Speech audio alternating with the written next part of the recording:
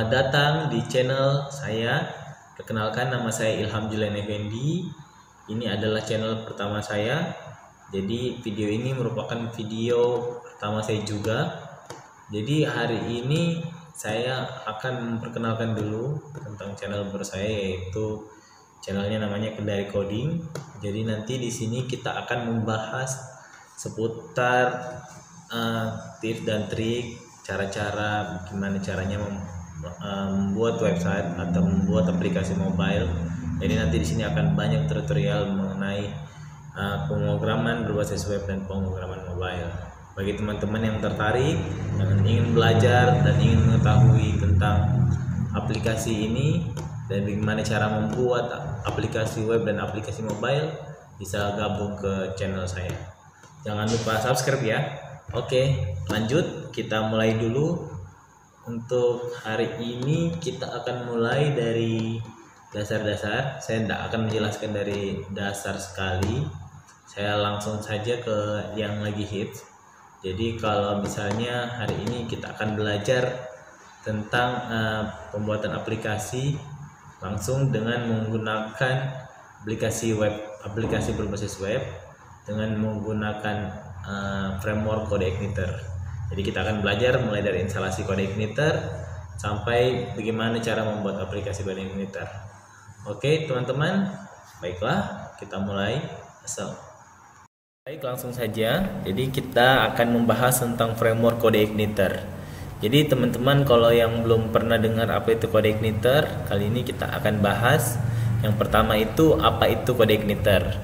Seperti namanya ya, ini menurut Wikipedia.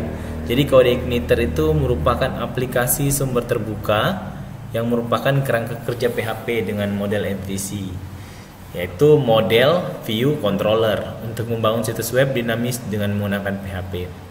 Jadi di CodeIgniter ini tersusun atas model view dan controller. Kalau kita artikan juga bisa sebagai framework untuk membuat website menggunakan bahasa pemrograman PHP berbasis model view dan controller. Oke, selanjutnya apa itu framework? Jadi mungkin teman-teman yang baru dengar kata framework itu mungkin asing. Jadi framework itu adalah suatu kerangka kerja. Jadi ketika kita membangun nanti sistem, kerangka-kerangkanya itu sudah dibentuk oleh CodeIgniter ini. Jadi untuk peletakan di mana kita akan meletakkan function-functionnya sudah ada, di mana kita akan meletakkan model sudah ada, controller sudah ada, helpernya sudah ada, library sudah ada, dan aset juga begitu sudah ada tempat-tempatnya. Kenapa kita butuh framework? Jadi kita butuh framework itu yang pertama tentu saja karena kecepatan pengembangan software. Jadi ketika kita menggunakan framework dalam pengembangan software bisa dilakukan lebih cepat. Yang kedua, mudah untuk digunakan. Yang ketiga yaitu coding juga mudah untuk di maintenance ketika ada framework. Ketika misalnya nanti kita ada pengembangan versi 1, versi 2, versi 3 dan seterusnya, dengan framework lebih mudah dikerjakan. Dan tentunya ketika kita bekerja dengan framework, kita bisa bekerja dengan tim karena masing-masing sudah tahu aturan kerjanya. Karena ada kerangka kerja yang mengatur semua itu. Oke, lanjut. Jadi di dalam framework CodeIgniter tadi tersusun atas MVC, model view atau controller. Jadi di mana controller itu sendiri dia adalah penghubung dari view dan model. Nanti kita akan jelaskan struktur-struktur dari CodeIgniter ini sendiri. Jadi di CodeIgniter nanti kita akan dapat folder yang namanya folder controller, folder view, folder model, folder config, ada juga folder helper, folder libraries, dan kita akan menambahkan nanti folder aset untuk tempat penyimpanan gambar dan lain-lain yang merupakan aset dari web kita nantinya. Di controller sendiri itu dia berisi function-function logic. Jadi untuk function-function logikanya itu semua ada di controller. Sementara di view itu berisi kode untuk tampilan layout di halaman webnya. Jadi kalau misalnya untuk dari sisi tampilan, dari sisi front end-nya itu semua ada di view. Biasanya dia dibentuk dari HTML atau kita pakai biasanya Bootstrap. Itu yang merupakan merupakan tools bantuan. Nanti kita akan bahas tentang Bootstrap itu sendiri di materi tersendiri.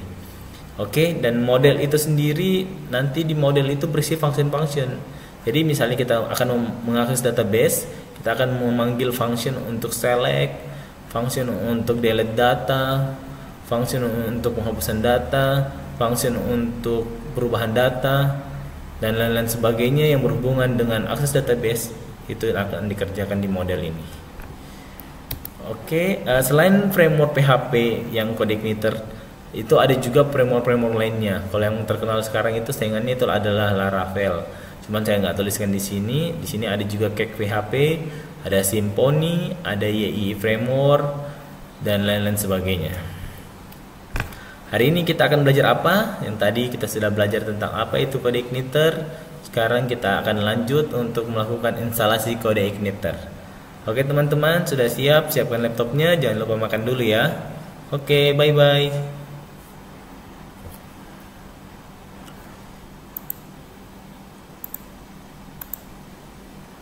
Kawan-kawan, sekarang kita lanjut di penginstalan CodeIgniter. Jadi sebelum kita menginstal, kita download dulu CodeIgniternya. Kita buka saja di Google. Oh sorry, saya aktifkan dulu internet. Aduh, internet. Oke, lanjut. Kita buka Google. Nanti di Google ini, oke, masih aktif. Oke.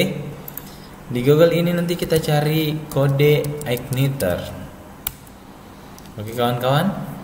Kemudian kita klik CodeIgniter framework. Oke, wah di sini sekarang yang paling baru versi 4.2. Tapi untuk versi 4.2 ini dia sangat baru. Jadi kita download dulu yang versi 3 karena saya juga belum pelajari yang versi 4.0. Nanti mungkin di kesempatan lain kita sama-sama belajar untuk yang versi 4.0. Oke, kita download dulu ke yang versi CodeIgniter 3. Bisa diklik download, teman-teman. Ini nanti download berjalan. Oke, ini sudah ada. Kemudian jangan lupa kita ekstrak. Ekstrak CodeIgniter 3-nya. Kita ekstrak sini. Ini filenya sudah ada. Ini isi filenya, application system. Ya, kita copy dulu, kita cut, Ctrl X, terus kita masuk ke folder project kita. Kebetulan saya di sini menggunakan Laragon, jadi saya nggak pakai XAMPP teman-teman. Jadi saya pakai Laragon. Saya coba start dulu examnya. Oke. Nah, sekedar informasi untuk PHP itu semua pengerjaan nanti kita akan kerjakan itu di folder. Kalau teman-teman pakai XAMPP bisa langsung masuk ke folder XAMPP htdoc. Kalau pakai Laragon bisa Laragon W. Oke, nanti masukkan ke sini projectnya yang tadi di copy ini. Jadi kita akan bikin nama projectnya di sini. Untuk pertama saya kasih nama projectnya Kendari Coding. Oke teman-teman, dibikin nama projectnya. Oke, nanti untuk struktur datanya itu CodeIgniter kayak gini. Ada application, ada system, user guide untuk tempat manual booknya. Nanti teman-teman bisa baca di sini di manual booknya di sini. Di sini sangat banyak user guide tentang CodeIgniternya. Jadi nanti di sini ada cara-caranya, di mana kita cara menginstal, bagaimana cara model view controller itu apa, penjelasannya semua sudah ada di sini. Jadi library juga ini pakai di CodeIgniter sangat banyak, bisa bitmapping, caching, kalender, shopping cart, FTP, form validation dan sebagainya. Database reference-nya juga sudah banyak. Helpernya juga banyak, ada array, captcha, cookies, email helper, download helper, HTML helper dan lain sebagainya. Oke teman-teman, bisa nanti dibaca-baca saja. Kita lanjut ke penginstalannya. Setelah teman-teman sudah memasang CodeIgniternya, sekarang kita rubah CodeIgniternya namanya menjadi nama project kita. Saya di sini rubah menjadi Kendari Coding. Teman-teman bisa merubah menjadi yang lain.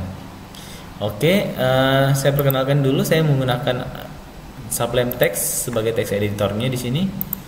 Oke, saya minimize dulu ini semua. Saya tarik dulu projectnya tadi Kendari Coding. Ya, saya tarik dulu ke dalam Sublime Text-nya kita. Oke teman-teman, ini udah ada di sini Kendari Coding. Jangan diperhatikan yang di atas ya, yang di bawah aja. Ini Kendari Coding, di sini ada susunannya, ada folder application, ada sistem, ada user guide. Jadi untuk di application sendiri itu di sini ada config, ada controller, dan sebagainya. Jadi kalau kita mau mencoba apakah dia sudah terinstall atau belum, kita bisa masuk ke browser kita. Saya menggunakan di sini Google Chrome browsernya. Terus kita tuliskan localhost, terus slash nama project kita. Tadi kita projectnya namanya Kendari Coding.